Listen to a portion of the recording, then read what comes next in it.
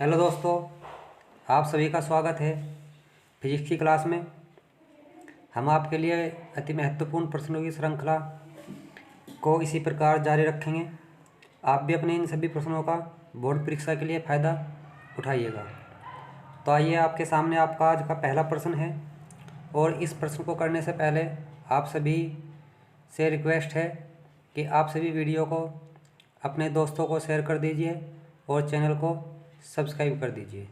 तो चलिए, पहला क्वेश्चन करते हैं। आपका पहला क्वेश्चन क्या है कि दर्शाए गए परिपथ के 10 ओम प्रतिरोध में प्रवाहित धारा की गणना कीजिए। मतलब ये 10 ओम का प्रतिरोध जो है, इसमें हमें धारा निकालनी है। तो इसमें धारा कितनी है? अब आपका इस प्रतिरोध के साथ एक सेल जुड़ा है 3 ओम का, तो हम इसमें मान लेंगे कि आपका एक बंद पास ये है और एक बंद पास ये है। इस बंद पास को हम नाम देंगे 1 और इस बंद पास को नाम देंगे 2। ठीक है, तो आपका जो बंद पास 1 है, इस बंद पास 1 में क्या करेंगे? हम किरचॉफ का नियम लगाएंगे। तो बंद पास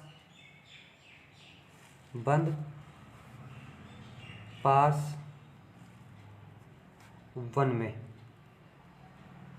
अब किरचॉफ के नियमों से क्या होगा? हम जानते हैं कि किरचॉफ का नियम क्या कहता है कि धारा की और प्रतिरोध की गुना का जो योग होगा वो उसमें लगे विद्युत वाहक बल के योग के बराबर होगा। तो हम पहले 1 लेते हैं, ये वाला। अब इसमें आपका 10 ओम प्रतिरोध है, धारा I2 है, तो आपका बन गया 10 I2 प्लस यह आपका 6 है और कितना बन गया? I1 प्लस I2 बराबर। अब हम इस प्रकार घूम रहे हैं इसमें, तो पहले आपकी ऋण प्लेट पड़ेगी, फिर धन प्लेट, यानी कि विद्युत वाहक बल आपका कितना है? 3 ओम। तो 10 I2 plus 6 I1 plus 6 I2 बराबर 3। तो 10 I2 और 6 I2 आपके कितने हो गए? 16 I2। तो आपके पास ये समीकरण बन जाएगी 6 I1 प्लस 16 I2 बराबर 3। ये समीकरण हो गई फर्स्ट। ठीक है, इसी प्रकार जो आपका बंद लूप 2 है, इसमें देख लेंगे हम बंद पास 2 में। तो बंद पास 2 में क्या करेंगे? ये आपकी धारा कितनी है? 3। प्रतिरोध 3 में धारा आपकी I1 है, तो 3 I1 हो गया प्लस इसमें हम इस प्रकार घूम रहे हैं ये, तो 3 I1, ये आपका 6 I1 प्लस I2 हो गया। ऐसे घूमेंगे, विद्युत वाहक बल आपका 4.5 वोल्ट है। तो 3 I1 plus 6 I1 plus 6 I2 4.5। तो आपका 3 I1 और 6 I1 कितना हो गया? 9 I1 प्लस 6 I2 और 4.5। हम इसे 3 से डिवाइड कर देंगे, बन गया 3 3 9, 3 दूनी 6 और 3 एकम 3, 3 पंजे 15, यानी कि आपके पास समीकरण सेकंड आ चुकी है। अब ये दोनों हमें हल करनी है। तो मैंने क्या किया, इस समीकरण 2 में 2 से गुना कर ली, तो ये बन जाएगी क्या आपके पास? 6 I1 प्लस 4 I2 और 15 दूनी 30, यानी कि 3.0। और समीकरण फर्स्ट क्या है आपके पास? 6 I1 प्लस 16 I2 और बराबर 3। हमने इसके चिन्ह बदल दिए, तो ये कट गया। आपके पास माइनस के 12 I2 और ये भी कट के इधर 0। तो 0 के बटे में 12 जाएगा माइनस के, तो तब भी 0 बनेगा। तो I2 की वैल्यू कितनी बन गई आपके पास? 0। तो इसका मतलब जो 10 ओम का प्रतिरोध था, उसमें जो धारा की वैल्यू आ गई, वो आ गई आपके पास 0 एम्पियर। ठीक है, तो आपका दूसरा क्वेश्चन देखते हैं। दूसरे क्वेश्चन में क्या कह दिया हुआ, 1 एम्पियर। तो आपके पास तीनों वैल्यू आ चुकी है। तो नेक्स्ट क्वेश्चन देखते हैं। नेक्स्ट क्वेश्चन क्या है आपके पास कि 20 सेमी लंबे तार को खींचकर इसकी लंबाई में 25% की वृद्धि की जाती है। तो हमने मान लिया कि प्रारंभ में तार की जो लंबाई है L1 है, अक्ष क्षेत्रफल A1 है, और खींचने के बाद लंबाई जो है वो L2 है और अक्ष क्षेत्रफल A2 है। अब तार की लंबाई कितनी थी पहले, L1 20 सेंटीमीटर थी, ठीक है। और फिर इसमें वृद्धि करने की कितनी कर दी, यानी कि 20 प्लस 20 में 25% की वृद्धि कर दी। तो 25/100, तो 25 चौक 100 और 4 पंजे 20, यानी कि आ गई आपके पास 25 सेंटीमीटर। तो हम जानते हैं आयतन से क्या होगा, L1A1 बराबर L2A2। L1 आपके पास 20 सेंटीमीटर है और L2 आपके पास 25 सेंटीमीटर है। तो ये बन जाएगा आपके पास A2/A1 कितना, A1 इधर जाएगा 20/25, तो 4 पंजे 20, सॉरी 5 चौक 20 और पंजे 25, 4/5 बन गया। तो अगर आपके हम प्रतिरोध के बारे में ले तो R2/R1, R2/R1 क्या होगा, rho into L1/A1, rho into L2/A2, ये कट गया। तो यहाँ बन जाएगा आपके पास A2 पर जाएगा, तो A2/A1 और L1/L2। तो R2/R1 A2 कितनी है आपके पास, A2/A1 4/5 है, और L1 आपके पास जो वैल्यू है वो 20 है और ये 25, 4 पंजे 5 चौक 20 और पंजे 25, यानी कि कट के 4 5, तो आपके पास बन गया 16/25, ठीक है। अब हमने परसेंटेज वृद्धि निकालनी है, तो R2 माइनस R1/R1 और गुना 100। तो R2 की वैल्यू कितनी है आपके पास, ये हमने फॉर्मूला थोड़ा उल्टा रख दिया है, इसे आप R1/R2 कर लीजिए, ठीक है। R1/R2 की वैल्यू पर 1 वाली रखी हुई है, तो R1/R2।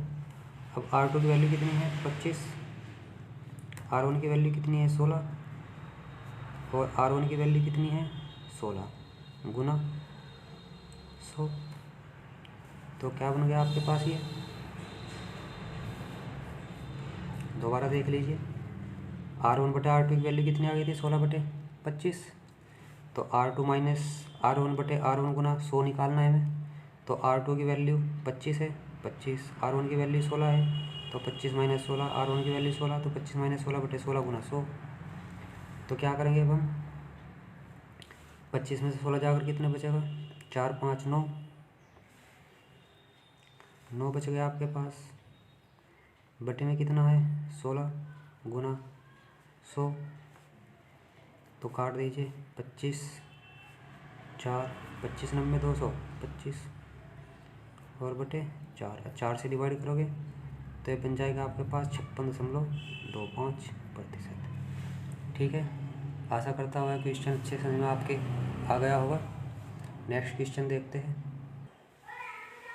नेक्स्ट क्वेश्चन आपका यह है, इसमें कह रहा है कि तांबे में मुक्त इलेक्ट्रॉनों का घनत्व 8.5 गुना 10⁻28, मतलब आपके पास जो डेंसिटी दी हुई है डी की वैल्यू वो कितनी है 8.5 गुना 10⁻28 मीटर क्यूब दी हुई है।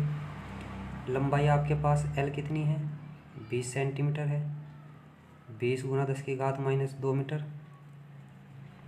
उसके बाद क्या कह रहा है, अक्ष क्षेत्रफल दे रखा है ए बराबर 1 सेंटीमीटर स्क्वायर, मतलब 1 गुना 10⁻⁴ मीटर स्क्वायर। तांबे के तार से होकर प्रवाहित धारा का मान ज्ञात करना है। तार से 4 वोल्ट की बैटरी जुड़ी है, वोल्टेज भी दे रखा है आपको 4। ठीक है। इलेक्ट्रॉन की गतिशीलता म्यू की वैल्यू भी आपके पास 4.5 गुना 10⁻⁻6 मीटर स्क्वायर है। तो अब हमें किसकी वैल्यू निकालनी है? धारा की वैल्यू। तो कैसे ज्ञात करेंगे? हम जानते हैं हमारे पास जो धारा होती है I बराबर NE/A/VD, इसका फॉर्मूला होता है।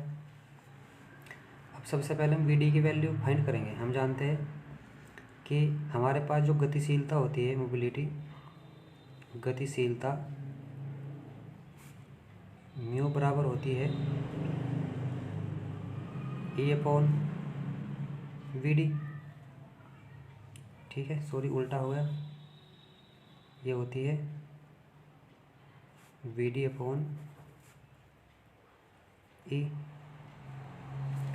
तो VD आपका जो का त्यों, और E की वैल्यू क्या होती है? V/L, यानी कि आपके पास VD into L upon capital V बन गया। ये अनुगमन वेग है। तो आपके पास जो यहाँ से VD आ गया अनुगमन वेग, वो आ गया म्यू इंटू कैपिटल V और बटे में L। तो VD is equal to mu capital V upon L बन गई आपके पास वैल्यू। तो वैल्यू आप रख दीजिए यहाँ पर। तो धारा जो होगी आपके पास I बराबर वो बन गई NE/A, और VD जो क्या बन गया आपके पास mu capital V upon L। तो ये सारी की सारी वैल्यू यहाँ पर पुट कर दीजिए। अब आपके पास क्या है? डेंसिटी दी हुई है, तांबे में मुक्त इलेक्ट्रॉनों का घनत्व। तो कैसे ज्ञात करेंगे? आपके पास n कितना दिया हुआ है? प्रति एकांक आयतन में मुक्त इलेक्ट्रॉनों की संख्या भी दी हुई है। आपका n होता है प्रति एकांक आयतन में मुक्त इलेक्ट्रॉनों की संख्या। तो n होती है आपके पास क्या? मुक्त इलेक्ट्रॉनों की घनत्व। तो आपके पास ये जो D है, ये प्रति एकांक आयतन में मुक्त इलेक्ट्रॉनों की संख्या दी हुई है n। तो कितनी है आपके पास वैल्यू? 8.5 गुना 10⁻28। E की वैल्यू 1.6 गुना 10⁻⁻19। A की वैल्यू आपने निकाली है अभी 1 गुना 10⁻⁻4। और म्यू कितना है आपके पास? म्यू दे रखा है 4.5 गुना 10⁻⁻6। और कैपिटल V भी आपके पास है 4 वोल्ट। ठीक है, बटे L लंबाई कितनी है तार की? 20 गुना 10⁻⁻2। तो ये सारी की सारी वैल्यू आपने रख दी।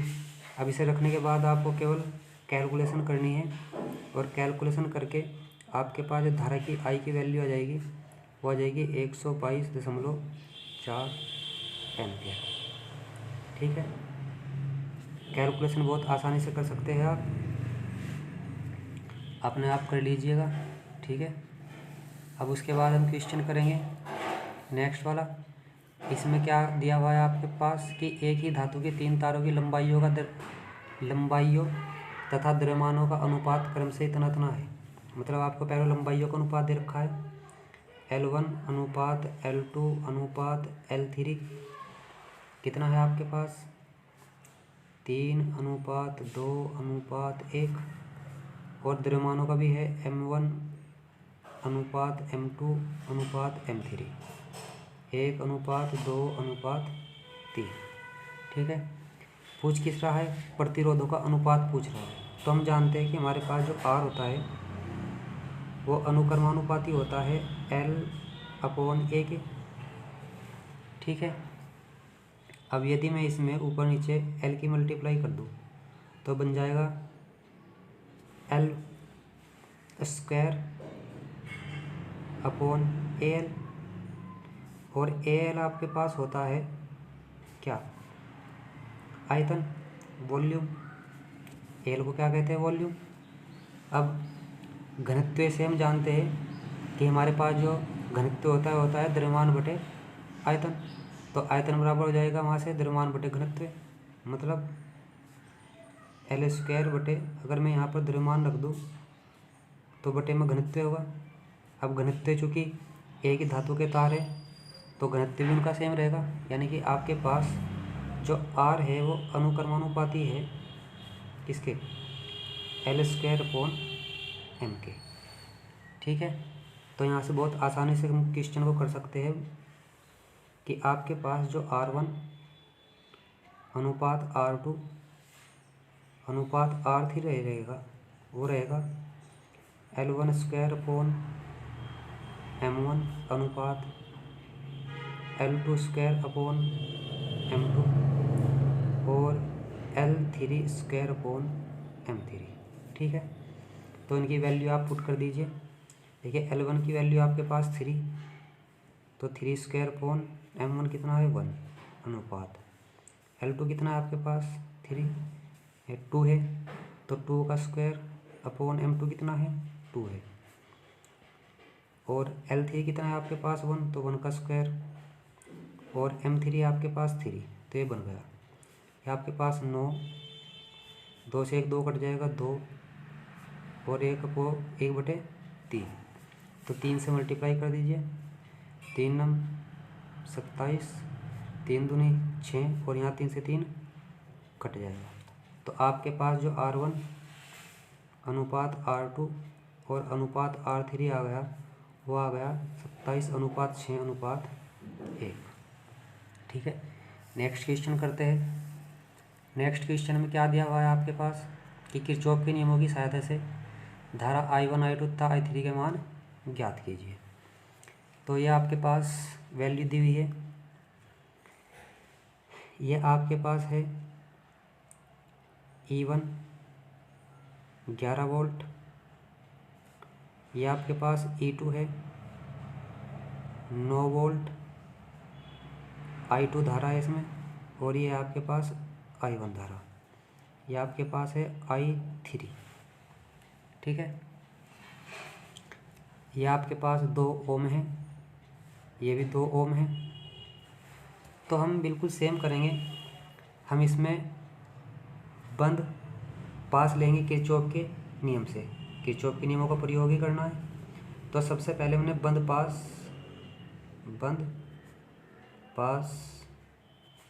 1 ले लिया, तो बंद पास 1 में यानी कि इसमें हम चलेंगे एंटी क्लॉकवाइज ऐसे। तो क्या होगा, अब धारा आपकी इधर है इसमें ऐसे, तो जब ऐसे चलेंगे यहाँ से तो आपके पास धारा कितनी है यहाँ पर I1, तो ये हो गया आपके पास 2I1। ऐसे घूमेंगे, धारा की दिशा उलट चुकी है, तो हो जाएगा -2I2।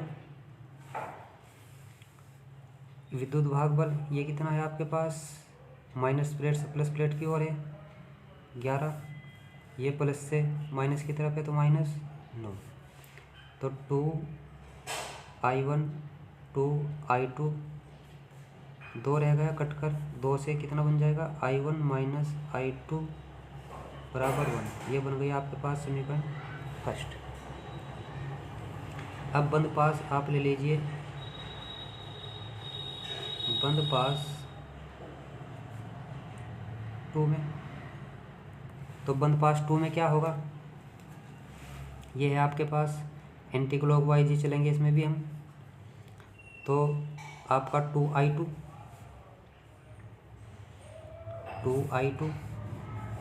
और ये आपके पास बन गया प्लस 24I3। विद्युत भाग बल कितना है 9 वोल्ट, तो आपके पास समीकरण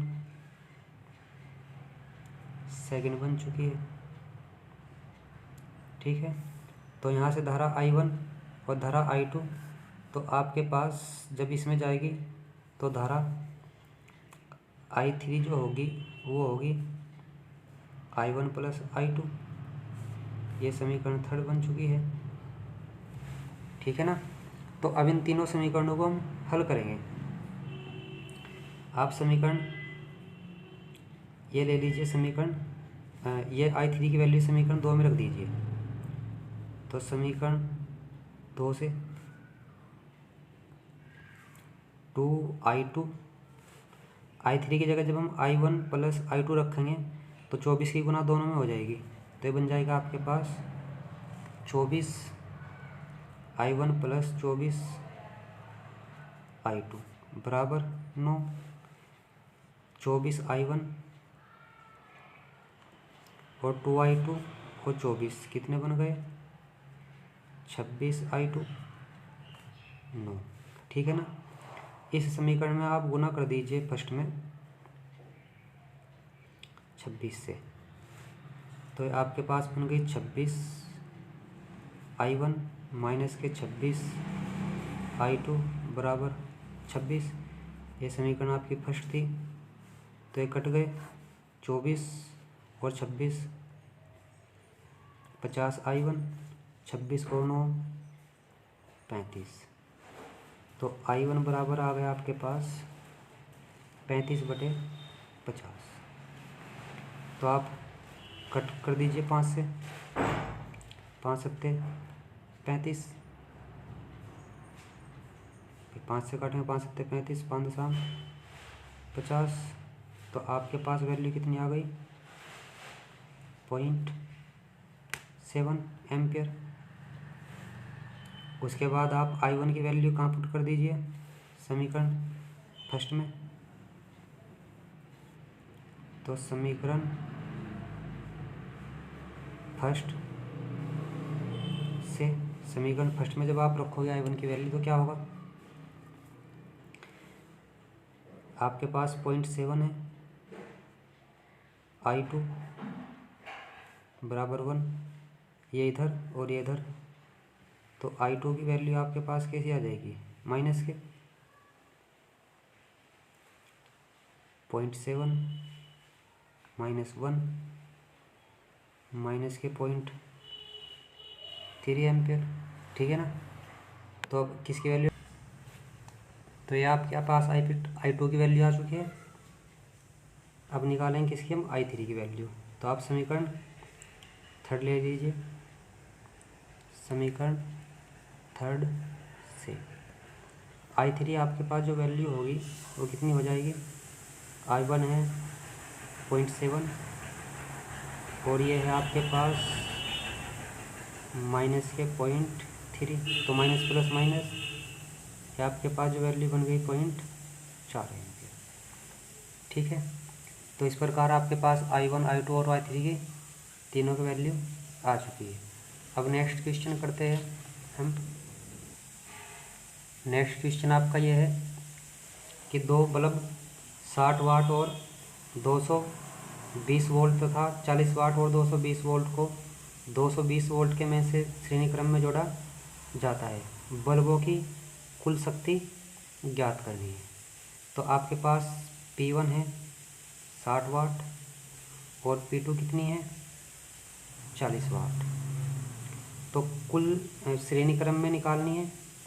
तो जो आपकी P श्रेणी क्रम में होगी सीरीज में, वो होगी 1/P1 प्लस 1/P2। तो ये कितनी है आपके पास? 60 प्लस ये कितनी है? 40। तो इनका लैसे कितना हो जाएगा आपके पास? ये हो जाएगा 120। तो ये कितना? 60 से भाग देंगे तो 2, 40 से भाग देंगे 3। तो आपके पास P जो टोटल आ गई कुल शक्ति वो आ जाएगी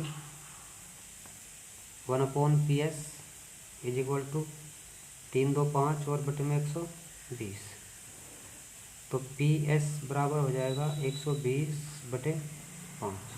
तो कट कर दीजिए। तो PS बराबर होगा 5 दूनी 10, 5 चौक 20। तो आपकी कुल जो शक्ति होगी वो 24 वाट हो जाएगी। नेक्स्ट क्वेश्चन क्या है आपके पास? वो ये रहा कि एक तार के अनुप्रस्थ काट का जो क्षेत्रफल है वो कितना दे रखा है? ए बराबर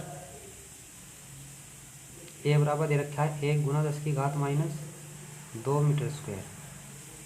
मुक्त इलेक्ट्रॉनों की संख्या दे रखी है प्रति मीटर क्यूब में। अब ये क्या है आपके पास, तारे में मुक्त इलेक्ट्रॉनों की संख्या प्रति मीटर क्यूब होगा ये।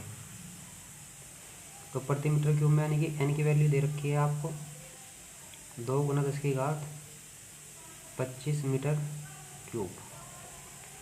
आई कितनी दे रखी है आपको 3.2 एम्पियर। तो सबसे पहले आपको ज्ञात करना है क्या, धारा घनत्व। धारा घनत्व क्या होता है आपका, जे बराबर I/A। आई की वैल्यू आपके पास 3.2 है और ये है 1 × 10⁻²। तो घात जब ऊपर जाएगी कहीं की हो जाएगी, प्लस की। तो ये इतना आ जाएगा एम्पियर मीटर स्क्वायर। ठीक है। सेकंड में कह रहा है वो अनुगमन वेग। तो VD बराबर होगा आपके पास, VD बराबर हो जाएगा I/NEA। तो I की वैल्यू 3.2 है। I की वैल्यू आपको दे रखी है N की 2 × 10⁻25। E की वैल्यू 1.6 × 10⁻−19 और A की वैल्यू है 1 × 10⁻−2। तो ये रह गया आपके पास 3.2, 16 दूनी 32, 3.2 और 25 से -19 और -2 कट कर, यानी कि -21 कट कर बच जाएगा प्लस के घात 4। ये कट गया, ऊपर बच गया 1 और 10 की घात ऊपर जाएगा कहीं के हो जाएंगे माइनस के। तो अनुगमन जो वेग VD आ जाएगा वो आ जाएगा 1 × 10⁻4 मीटर प्रति सेकेंड। तो एक अंतिम क्वेश्चन करते हैं बस आपका, बहुत इंपॉर्टेंट है आपका ये क्वेश्चन, इसलिए कर रहे हैं हम इसे। ये दे रखा है कि दिए गए परिपथ की सहायता से प्रतिरोधों R1, R2 तथा R3 में प्रवाहित धाराएं ज्ञात कीजिए। सेलों के आंतरिक प्रतिरोध नगण्य है। तो आपको चित्र दिखाई दे रहा होगा। तो हमने इस प्रतिरोध में धारा आपको I1 मान ली, इस वाले सेल से धारा I2 मान ली। तो इसमें हो जाएगी आपके पास I1 + I2 धारा। तो ये बंद पास आपका 1 ले लिया, ठीक है, और ये बंद पास आपका 2 ले लिया। तो इसमें बंद पास 1 में किरचॉफ के नियम लगाएंगे। बंद पास 1 से, अब बंद पास 1 से जब किरचॉफ के नियम लगाएंगे तो क्या होगा, धारा कितनी है I1, प्रतिरोध कितना है 10। तो 10 I1 + 20 I1 + I2 और ये आपका विद्युत वाहक बल कितना है 10 वोल्ट। तो 10 I1 + 20 I1 और ये 20 I2 बराबर 10। तो ये बन गया आपके पास 10 और 20 30 I1 20 I2 10 से डिवाइड कर देंगे पीछे। तो बन जाएगा आपके पास 30 I1 + 20 I2 बराबर 10 और 10 से जब डिवाइड करेंगे 3 I1 + 2 I2 बराबर 1। ये समीकरण फर्स्ट बन गई। बंद पास 2 ले लिया हमने। बंद पास 2 में क्या होगा, एंटी क्लॉकवाइज चलेंगे, ये आपका माइनस का होगा, -20 I1 + I2 और ये आपका विपरीत दिशा में इसमें भी धारा, तो -10 I2 बराबर, ये भी हम माइनस का ही लेना पड़ेगा, तो -30 वोल्ट। अब 0 से पहले 0 सारी कट गई, माइनस से कम माइनस, तो बन गया 2 I1 + 2 I2 और + I2 बराबर 3। तो ये बन गया आपके पास 2 I1 + 3 I2 बराबर 3 समीकरण सेकंड। तो अब इन दोनों समीकरणों को हल करेंगे। अब हल कैसे करेंगे, इस समीकरण में मैं 2 से गुना कर दूँ और इस समीकरण में 3 से, तो आपके पास पहले इसमें 3 से गुना करी 3i1, 3 3 9 i1, 3 दूनी 6 i2 बराबर 3। इसमें 2 से करी 2 दूनी 4 i1, 3 दूनी 6 i2 और 3 दूनी 6, चिन्ह बदल दिए सभी के, तो ये तो आपका कट जाएगा। तो 9 से 4 गए आपके, कितने बचेंगे 5 i1, और ये आपके कट कर कितना बन गया 3 में 6 गए माइनस के 3, तो बन गया आपके पास i1 बराबर माइनस के 0.6 एम्पियर। ठीक है, ये i1 की वैल्यू आप कहाँ रख दीजिए समीकरण इसमें, तो क्या होगा जब इसमें रखोगे आप तो 3i1 0.6 वैल्यू रखोगे तो 6 × 18, तो 0 माइनस के 1.8 प्लस 2i2 बराबर 1, तो 2i2 इधर जाकर प्लस यानी कि 2.8 हो जाएगा, कट कर ये बन गया i2 आपके पास प्लस के 1.4 एम्पियर। यानी कि अब आपके पास सारी धाराएं आ चुकी है, i1 भी आ चुकी है, i2 भी। तो किसके मान पूछ रहा था कि R1 R2 R3 में प्रवाहित धाराएं ज्ञात कीजिए। तो अब आपके पास जो i1 की वैल्यू आ गई है वो कितनी आ गई है 0.6 एम्पियर। तो i1 कहाँ पर है आपके पास ये, तो इसमें धारा हो जाएगी 10 ओम में, यानी कि सबसे पहले आप R1 में देखिए, R1 ये है, R1 में कितनी थी i2 कितनी बन गई आपके पास 14 एम्पियर। ठीक है, तो आप लिख लीजिएगा कि R1 में कितनी एम्पियर है 1.4 एम्पियर। R2 में कितनी है, R2 ये थी i1 प्लस i2, यानी कि जब इन दोनों को जोड़ेंगे हम तो इन दोनों को जोड़कर आ जाएगा आपके पास 0.8 एम्पियर। R3 में कितनी होगी, R3 में बन जाएगी i1 कितनी है माइनस के 0.6 एम्पियर। ठीक है, तो आशा करता हूँ कि सभी क्वेश्चन आपकी समझ में आ गए होंगे। अगर वीडियो आपको अच्छी लगी हो तो वीडियो को अपने दोस्तों को शेयर कर दीजिए और चैनल को सब्सक्राइब कर दीजिए। धन्यवाद।